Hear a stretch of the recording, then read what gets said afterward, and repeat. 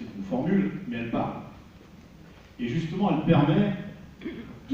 nous permet de discuter, ce qui n'était pas le cas avant, entre associations, différentes associations, ONG et syndicats. Pourquoi cette formule, elle est, en tout cas pour la CGT, elle veut dire quelque chose? Parce qu'on ne pourra justement pas convaincre de l'urgence climatique si la perspective de fin de mois n'est pas réglée. Or, il y a beaucoup de gens dans le monde, et en France, qui sont dans cette situation d'extrême pauvreté. Et c'est ça qu'on oublie de rappeler trop souvent.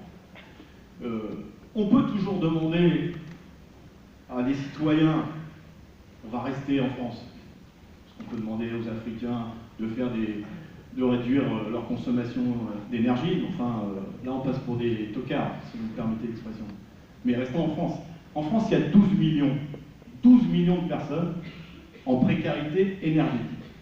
Quel message peut passer si on leur dit il faut réduire votre consommation d'énergie? Eux, ils veulent consommer de l'énergie pour se chauffer, pour avoir de l'eau chaude. Vous voyez ce que je veux dire? Pour avoir de la lumière. 12 millions de personnes. Et donc, ce message-là de l'urgence sociale ne peut se conjuguer qu'avec la question de l'urgence climatique. C'est en ce sens-là qu'il faut, me semble-t-il, poursuivre autour de cette formule, choc, mais qui parle, et qui parle à beaucoup de gens. Et puis, la deuxième chose, c'est poursuivre ces échanges. C'est pour ça que j'ai accepté assez vite, n'est-ce pas Aurélie, de participer à ce débat, parce que notre plus grand problème, associations, ONG, syndicats, c'est qu'on ne se parle pas, et tu as bien résumé la situation. Si on démarre nos échanges par oui au nucléaire ou non au nucléaire, ça va vite être réglé notre histoire, c'est ce qui s'est passé, on ne se parle pas. Si on commence à essayer de comprendre les arguments de l'autre, on a des chances déjà de parler plus longtemps, et puis de trouver des solutions communes. Je vais pas parler du nucléaire, je vais parler du thermique, les centrales à charbon. Évidemment, ça pollue. Mais ça ne pollue pas de la même façon en France qu'en Pologne ou en Allemagne. En France, les centrales thermiques, c'est 1% de la pollution. 1%. La deuxième chose, c'est que ça ne sert que en cas de pic de consommation, c'est-à-dire pour éviter qu'il y ait des pannes, enfin, des ruptures d'électricité dans certaines régions, Bretagne par exemple, eh bien, on fait fonctionner ces centrales thermiques. Si on dit que le thermique en France, c'est la même chose qu'en Pologne, on ne va pas pouvoir, et je dis la Pologne, mais on pourrait citer d'autres, on ne va pas pouvoir discuter. La deuxième chose, c'est qu'on culpabilise les salariés. Or, les salariés ne sont pas plus bêtes que les autres. L'urgence climatique, ils l'ont aussi dans la tête. Et donc, eux aussi, par exemple, dans ces centrales thermiques, ont la notion de transformation de leur entreprise. D'ailleurs, il y a des projets, il y a 4 centrales thermiques en France. À Gardanne, ils sont en grève depuis des mois, justement pour la transition écologique de leur entreprise. Mais ils veulent continuer à bouffer. Donc on ne dit pas on ferme et puis on verra plus tard. Il y a tellement d'exemples en France où on leur dit on ferme et ne vous inquiétez pas, on va vous s'occuper de vous après. On peut parler de Whirlpool. Ils se sont occupés d'eux. Donc tout ça, c'est dans l'esprit des salariés. Donc, on fait les projets d'abord et après, on parle transition. C'est pour ça, là, cette idée de conjuguer urgence climatique et urgence sociale. Et donc, on a plein de terrains d'entente. Plein de terrains d'entente. Tu parlais de la SNCF.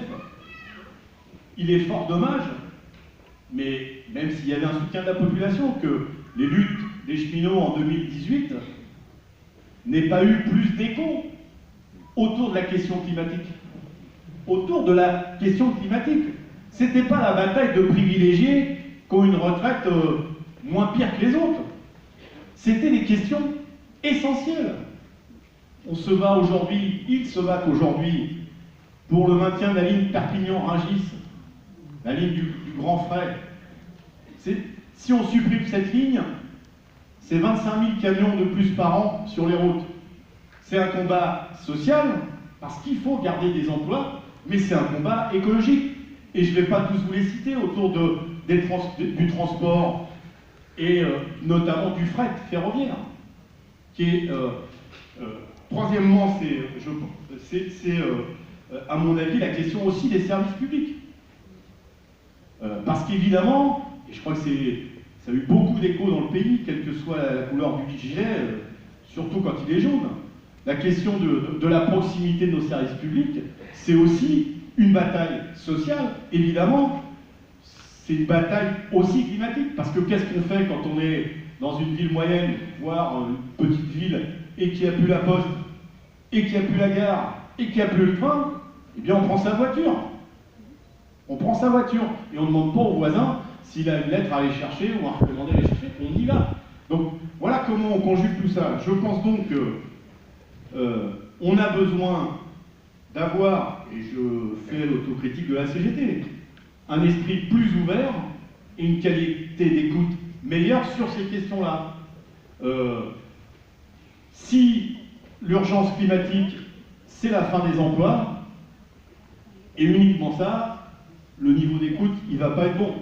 Si on est capable de travailler ensemble des projets, quels que soient les sujets, on pourrait parler de voiture, de transport en général, etc. Si on n'a pas une meilleure qualité d'écoute, et avec l'objectif de construire ensemble des choses et des alternatives, il y aura un problème. Deux dernières choses. Ça va 3 minutes et demie. J'ai regardé, mais je l'ai perdu. Deux dernières choses que j'ai oubliées. Premièrement, me semble-t-il, il faut aussi mieux identifier les responsabilités des pollueurs. Moi, je veux bien qu'on culpabilise celui qui a une voiture et qui n'a que ça pour aller au boulot. Enfin, la forêt amazonienne est en train de brûler. Bolsonaro dit que c'est des ONG.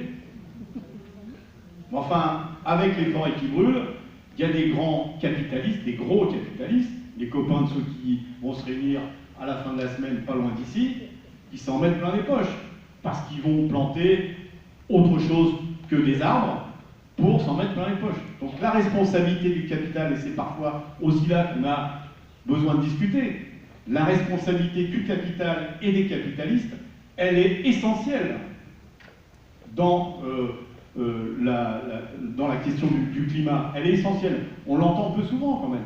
On l'entend rarement. Rarement. On culpabilise les citoyens lambda parce que vous prenez votre voiture, parce que vous avez, vous rendez compte, vous le roulez avec une bagnole qui a 20 ans, c'est pas honteux ça. Voilà. Il me semble que dans le monde, il y a un peu de sous. Un peu de sous. Pas le G7, là, ils sont en train de se battre pour savoir combien ça va coûter. Mais rien qu'avec le chiffre minimum, on en augmente des salaires. Hein. Vous voyez?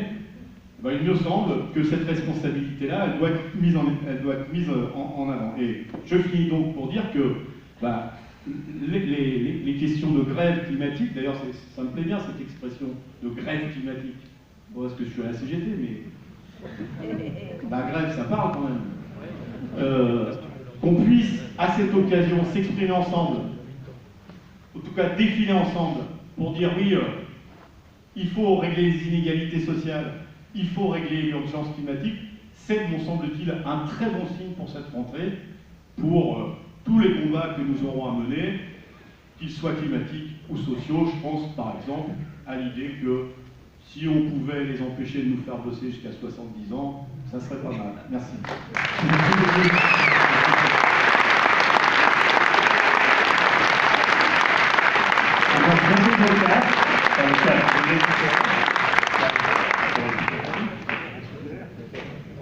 C'est maintenant le tour de Garbiñe Angulo.